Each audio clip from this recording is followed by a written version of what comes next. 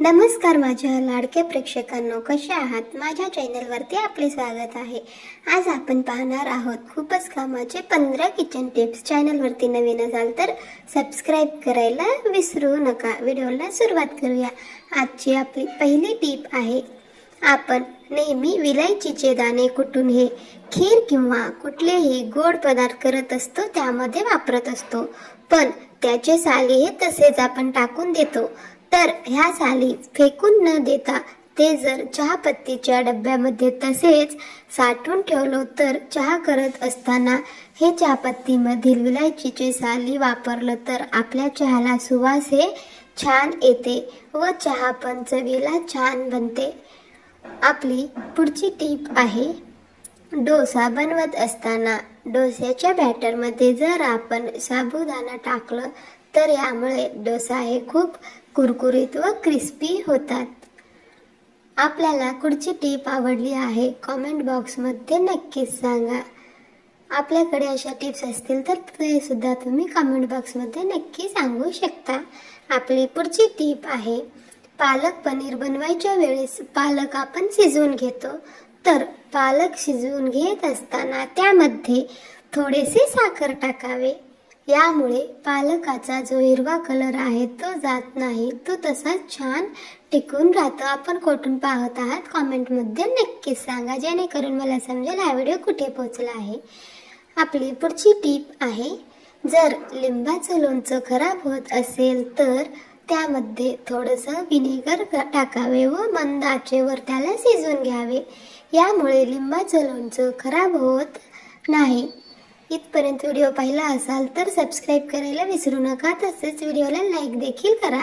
आपली पुढची टीप आहे, बटाट्याची सुकी भाजी करायची असेल तर बटाट्याचे लहान लहान काप करून ते तळून घ्यावे व नंतर त्याची सुकी भाजी करावी।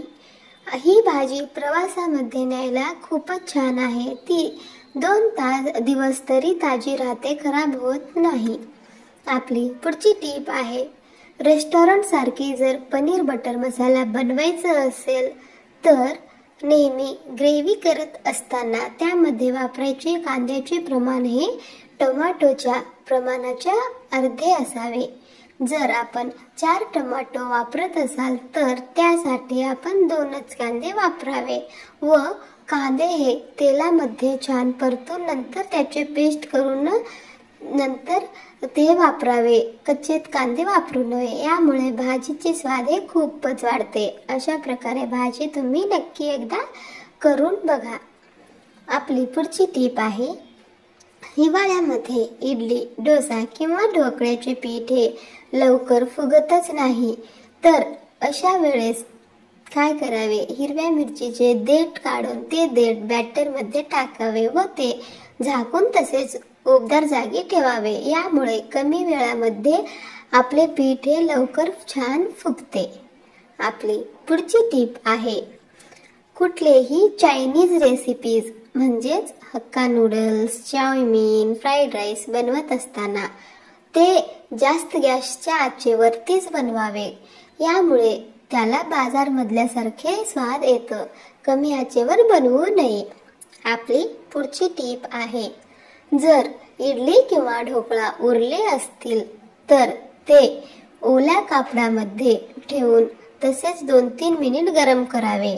असे केल्याने ते एकदम ताजे गरम होतात व आत्ताच केल्यासारखे वाटतात व ढोकळा इडली हे फेकून द्यायची गरज वाटत नाही, छान गरम गरम खाता येतात। आपली पुढची टीप आहे, कुठल्याही प्रकारचे रायते बनवत असताना त्यामध्ये वाळलेल्या पुदिन्याची पावडर टाकावी। यामुळे पुदिन्याच्या पावडर रायत्यामध्ये टाकल्याने स्वाद हे रायत्याचे 10 पटीने वाढते। आपली पुढची टीप आहे, फ्रूट सॅलड करत असताना किंवा कुठलेही फळ कट केल्यावरती ते काळे पडतात, तर फळे कट केल्यावरती जर काळे पडू नये यासाठी फळे कट केल्यावरती त्यावर लिंबाचे रस पिळावे। लिंबाचे रस पिळल्याने फळे हे लवकर काळे पडत नाही, ते छान तसेच फ्रेश राहतात। आपली पुढची टीप आहे, मार्केटमध्ये गेल्यानंतर जर तुम्हाला डाळिंब खरेदी करायची असेल व तुम्हाला कळत नसेल डाळिंब कसे खरेदी करावे, तर डाळिंब खरेदी करण्यापूर्वी डाळिंब हे छान फुगलेले व वजनदार असलेले खरेदी करावे। अशा प्रकारचे जर तुम्ही डाळिंब खरेदी केला तर डाळिंबाच्या दाण्यामध्ये हे रस खूप प्रमाणात असते। तसेच डाळिंबाची साल पण बघून डाळिंब खरेदी करावे। पातळ साल असलेलीच डाळिंब खरेदी करावे। जास्त जाड असलेली साल डाळिंब हे खरेदी करू नये, ते चवीला छान राहत नाही। आपली पुढची टीप आहे, जर आपण उत्तप्पा करत असाल तर उत्तप्पा खालच्या बाजूने शेकल्यावर जेव्हा आपण ते पलटी मारून दुसऱ्या बाजूने शेकतो त्यावेळी पलटी मारायच्या अगोदर त्यावरती थोडेसे ऑरेगॅनो आणि थोडेसे चिली फ्लेक्स जर टाकलं तर उत्तप्पाचा स्वाद हे खूपच वाढते व लहान मुलं देखील ते आवडीने खातात। तुम्ही तुमच्या आवडीप्रमाणे त्यामध्ये भाज्या बारीक कट करूनही टाकू शकता। यामुळे उत्तप्पा अधिकच पौष्टिक होते व मुलं पण ते आवडीने खातात। आपली पुढची टीप आहे, कोणत्याही प्रकारची जर तुम्ही भरून भाजी करीत असाल, म्हणजेच वांग्याची भरून भाजी, भेंडीची भरून भाजी, मोठ्या शिमला मिरचीची भरून भाजी किंवा दोडक्याची भरून भाजी करत असाल तर त्यामध्ये आपण जे मसाले वापरत असतो त्या मसाल्याला थोडं हिंगाचा तडका द्यावे। यामुळे भाजीचा स्वाद हे खूपच वाढते। आपण आज या व्हिडिओ थोडासाही जर आवडला असेल तर लाईक करायला विसरू नका। आवडला नसेल तर डिसलाईक देखील करू शकता व कुठली टिप आपणास आवडली आहे कमेंट बॉक्स मध्ये नक्कीच सांगा। आपली पुढची टिप आहे, पकोडे किंवा भजे करत असताना पकोडे हे कुरकुरीत व्हावे यासाठी त्यामध्ये थोडेसे गरम तेल व थोडंसं तांदळाचं पीठ टाकावे। यामुळे पकोडे हे खूपच क्रिस्पी कुरकुरीत होतात। यासाठी जर तुम्ही 1 कप बेसन घेतला असाल तर त्यामध्ये 1 टेबलस्पून गरम तेल टाकावे व 1 टेबलस्पून तांदळाचे पीठ टाकावे। अशा पद्धतीने भजे केल्यास भजे छान कुरकुरीत व क्रिस्पी होतात। जर तुम्हाला हा व्हिडिओ थोडासाही आवडला असेल तर कृपया व्हिडिओला लाईक करायला विसरू नका। सोबतच तुमच्या मित्रपरिवारासोबत शेअर करा। तुम्ही चॅनल वरती नवीन असाल तर सबस्क्राइब करायला विसरू नका। सोबतच बेल आयकॉन प्रेस करा।